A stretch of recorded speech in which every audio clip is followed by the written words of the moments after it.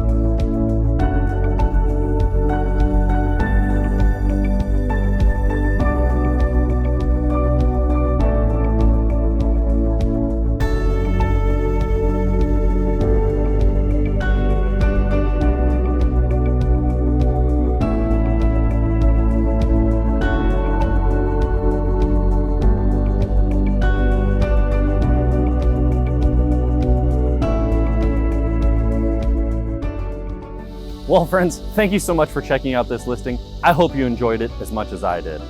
This home has an extra special feature that I wanted to tell you about now, which is this spacious lot.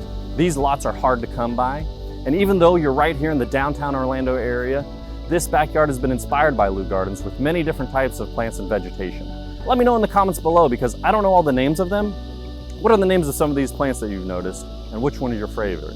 Also tell me, what was your favorite update done to the home? Was it that gorgeous kitchen? I'm gonna have to say I love the kitchen and I really love this backyard. My family would enjoy spending quality time out here. Look forward to talking to you. Share with your friends. We'll be in touch soon.